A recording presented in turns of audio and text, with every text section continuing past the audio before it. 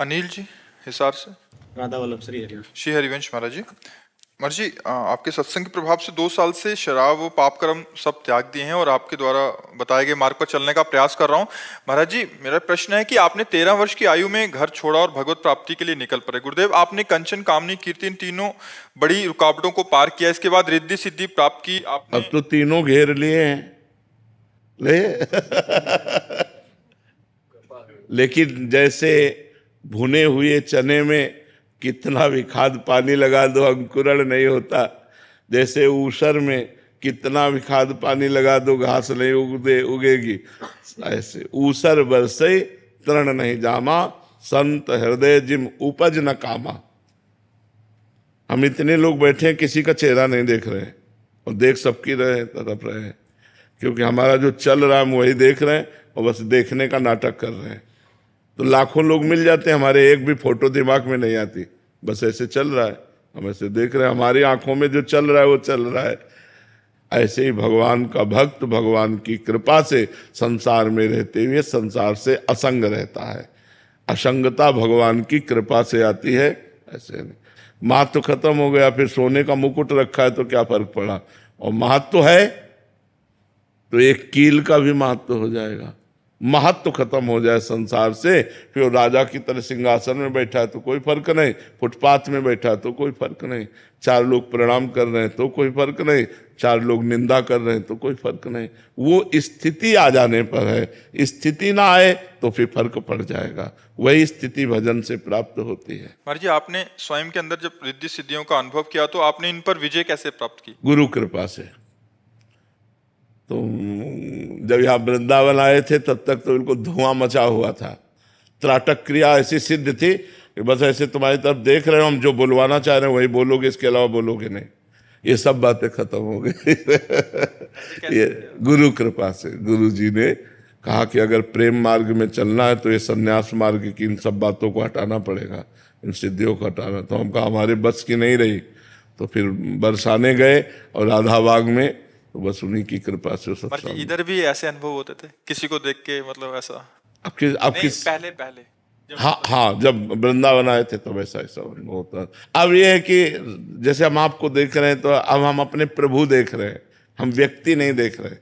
हमारे पास कोई व्यक्ति आया हम ऐसा नहीं देखते, मेरे प्रभु इस रूप में आए तो प्रभु तो सद्गुण संपन्न है, किसी के कोई दोष नजर नहीं आते, क्योंकि दोष नजर व्यक्ति देखने पर आते हैं, प्रभु देखने पर थोड़ी नजर आते हैं। उमाजे राम चरण रत विगत काम मद को हो, निज प्रभु में देखें जगत। अपना ही प्यारा सब रूपों में विराजमान है, तो न दोष दर्शन, न आसक्ति, न किसी भी तरह की कोई चाहत। कोई भगवान की कृपा से ऐसी कोई चाहत नहीं है कि जो हमारी बकाया हो, कि हमें अमुक चीज मिल जाए, अमुक पद मिल जाए, अमुक कुछ, मतलब कोई चाहत नहीं। जो मिल गया सो उचित भोजन पा लिया, डायलिसिस हो रहा है, दवाइयाँ चल रही, जो सेवा बन रही उससे, बस ऐसे कि यंत्रवत कार्य हो रहा है, मैं कर नहीं रहा हूँ, ये यंत्रवत हो रहा है। गुरुजी, भगवत प्राप्ति के बाद ये सिद्धियां बनी रहती हैं? भगवत प्राप्ति में ही तो स्थितियां जागृत होती है। ये जो स्थिति समानता के भगवत प्राप्ति में ही जागृत होती है, भगवत प्राप्ति के पहले नहीं। अब तो जूता मारो तो भी भगवान तुम्हारा मंगल करें, भगवान तुम्हें स्वस्थ रखे, तुम्हारा अहित ना हो, ऐसी भावना गुरु कृपा से जागृत हो रही कि सबका मंगल हो, सबका। जो हमारा बुरा करे तो वो बेचारा क्या करे, उसकी बुद्धि ऐसी माया ने बना दी है, भगवान उसकी बुद्धि शुद्ध करें, उसको मंगल प्रदान करें, उसको स्वास्थ्यता अच्छी रखें, जिससे उसका कभी दुख न पहुंचे, ऐसी भावना है। सुरेंद्र शर्मा जी। राधा राधे राधे महाराज जी।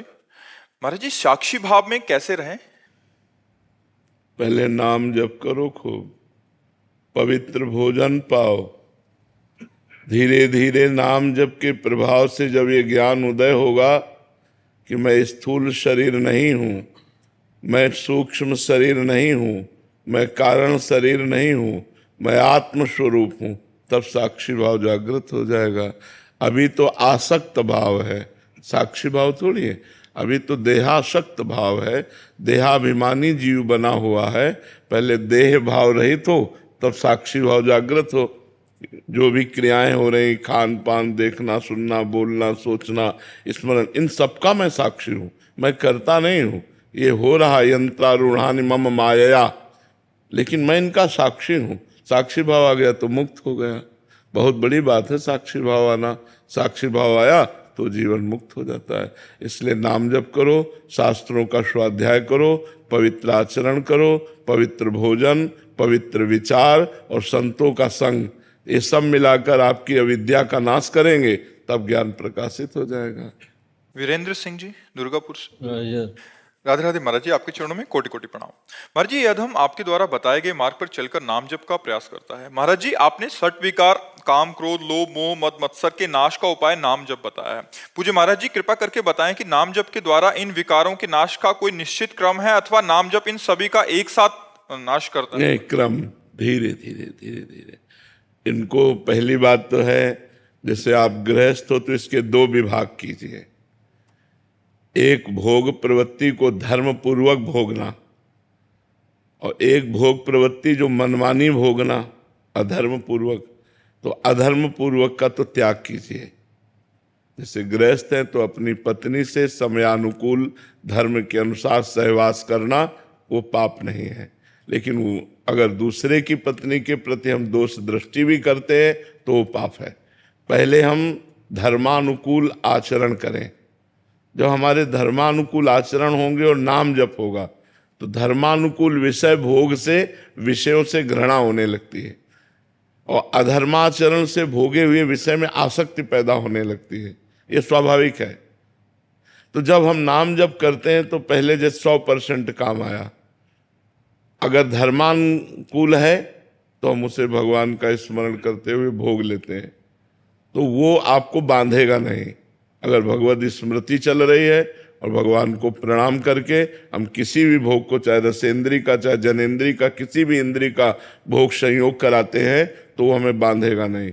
और जब हम अधर्माचरण का त्याग करने की सोचते हैं तो हमारे अंदर जलन पैदा होती है। उस जलन को जब हम सह जाते हैं, यम ही न व्यथ्यन्ते पुरुषम पुरुषर्षभ सम दुखा सुखाधीरम स्वमृतत्वाय कल्पते। जो अधर्माचरण के लिए प्रेरित किए हुए मन से भोगों को नहीं भोगता, उसका मन उसको जलाता है। उस जलन को जो सह जाता है, सुख दुख को समान भाव समझने वाला परम पद का अधिकारी होता है। तो एक बार सह गए, अब वो आएगा 99%, फिर 98%। वो धीरे धीरे लॉन्ग समय तक जब हम साधना करेंगे तो वो स्फुरित होने लगा और नष्ट हो गया। फिर स्फुरण भी नष्ट हो गया और वो मुक्त हो गया। ये ऐसा नहीं कि 4 दिन भजन करो तो काम आदि दोष नष्ट हो जाएंगे। ये भगवान शंकर की समाधि को भंग कर दिया काम ने।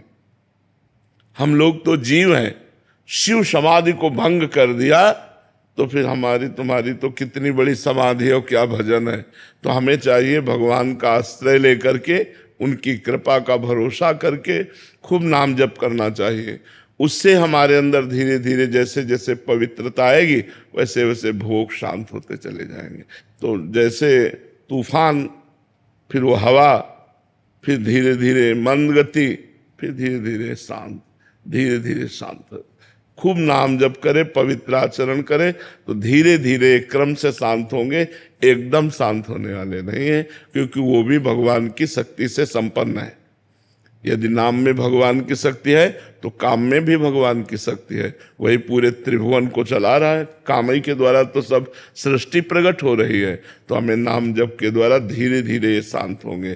पहले तरंग होते हैं, अगर संयोग बन जाए तो समुद्र। जैसे चिंगारी उठी और फूस मिल जाए तो ज्वाला, तो फूस ना मिलने पावे तो चिंगारी को दबा देने में ज़्यादा समय नहीं लगेगा। ज्वाला बन गई तो उसे बुताने में ज़्यादा समय लगेगा।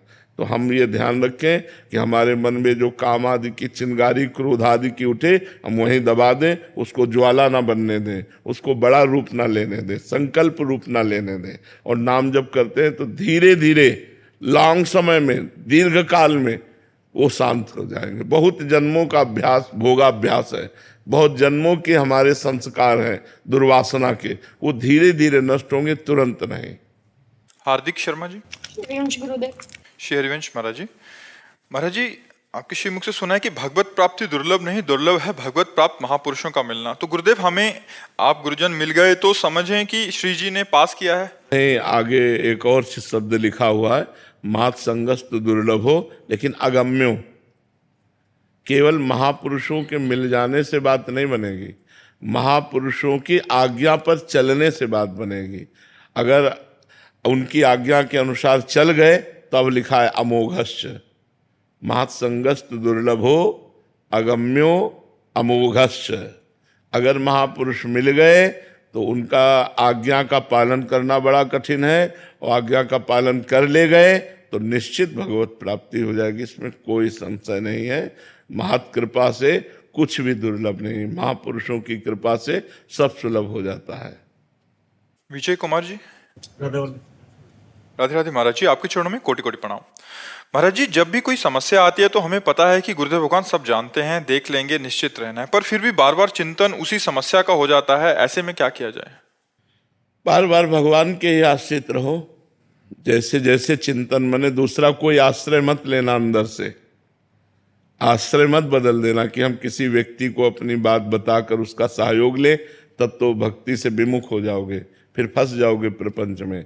मान लो हमें विश्वास नहीं हो पा रहा कि हमारी समस्या का समाधान भगवान पता नहीं करेंगे कि नहीं करेंगे, तो हमें बार बार भगवान से ही कहना, देखो प्रभु आप सर्वज्ञ हो, देखो प्रभु आप सर्वशक्तिशाली हो, प्रभु या तो मुझे इस समस्या को सहने की सामर्थ्य दे दो या इस समस्या को हटा दो, ना तो मेरी सामर्थ्य नहीं कि मैं सह पाऊं, प्रभु कृपा करो। पक्का विश्वास करो, यदि हृदय से भगवान से कहोगे तो हरि स्मृति सर्व विपद विमोक्षणम, भगवान की स्मृति निश्चित विपत्ति से बचा लेगी, निश्चित संकट वो नष्ट हो जाएगा। भगवान बड़े कृपालु हैं, बहुत दयामय है, पर भक्ति के द्वारा ही वो बात सुनते हैं। अगर भाव नहीं है फिर वो बात नहीं सुनते कि स्वार्थ पड़ा तो भगवान को, ऐसे तो भोगों में रत हो, फिर वो बात नहीं पहुंचेगी भगवान तक। जब भक्ति संपन्न हृदय है और भावपूर्वक, भाव पूरी टेर ही करती मुझे लाचार है। अगर भाव नहीं है तो भाव बिन सुनी पुकारे मैं कभी सुनता नहीं। अगर भाव नहीं तो भगवान कहते मैं नहीं सुनता। और भाव पूरित टेर ही करती मुझे लाचार है। जब भाव से कि नाथ आपके सिवा हमारा कोई नहीं, और हृदय से भक्ति पूर्ण भाव से, तो फिर भगवान वो बात सुन लेते हैं और निश्चित उस विपत्ति को बड़े अच्छे ढंग से, ऐसे कि जिसमें हमें दुख न पड़े, अपमान न सहना पड़े, और हम निकल जाते हैं।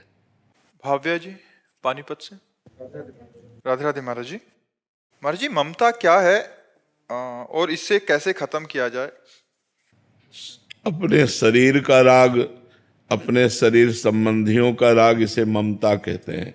आसक्ति, प्रियता, जैसे हमारा शरीर हमको बहुत प्रिय लगता है, इसको किसी भी तरह दुख ना पहुंचे, ये किसी भी तरह नष्ट ना हो, इसे बहुत प्यार है, इसी प्यार को ममता कहते हैं। ऐसे अपने पुत्र में ममता है, अपनी माँ में ममता है, अपने पिता में ममता है, सबकी ममता जब एक जगह घसीट कर लगा दी जाती है प्रभु में तो भक्ति हो जाती है, और जब ये फैल जाती है तो इसी को राग कहते हैं, इसी को आसक्ति कहते हैं, इसी को ममता कहते हैं। तो पूरे परिवार, जननी जनक बंधु सुतदारा, तन धन धाम सुहृद परिवारा, सबकी ममता ताग बटोरी, मम पद मन ही बांध बटोरी। धन में, मकान में, परिवार में, रिश्ते नाते में, भोगों में जो हमारा प्यार है, जो हमारी आसक्ति है, उसी को ममता कहते हैं। जो प्रियता है उसी को ममता कहते हैं। आंचल सिंह जी। श्री हरिवंश महाराज जी। महाराज जी, पिछले काफी सालों से दर्शन करने के लिए आ रहे हैं। यहाँ से जब जाते हैं 10-15 दिन मन बहुत प्रसन्न रहता है, पर धीरे धीरे भय, चिंता, डर सब एक साथ घेर लेते हैं। नाम जब भी कम होने लगता है, मन घबराता है। फिर दर्शन करके आते हैं, फिर थोड़ा ठीक होता है। महाराज जी, शरणागत भी लेना चाहते हैं, बट फिर डर लगता है कि कहीं आज्ञा का उल्लंघन हो गया तो फिर फिर भय, इसी में जीवन व्यतीत हो रहा है महाराज। नहीं, शरणागत ले लेना चाहिए। तो शरणागति से जब हम भगवान का भरोसा ले लेते हैं तो लगता है कि कल कहीं कोई गलती न हो जाए तो भगवान है ना, गलती हो जाएगी तो क्षमा कर देंगे या गलती होने नहीं देंगे। जब भगवान पर भरोसा हो जाता है तो हम निर्भय होने लगते हैं। जब भगवान पर भरोसा हो जाता है तो हम निश्चिंत होने लगते हैं। जब भगवान पर भरोसा हो जाता है तो हम निशोक होने लगते हैं। इसलिए हमें बहुत जल्दी भगवान की शरणागति लेना चाहिए, ये डरना नहीं।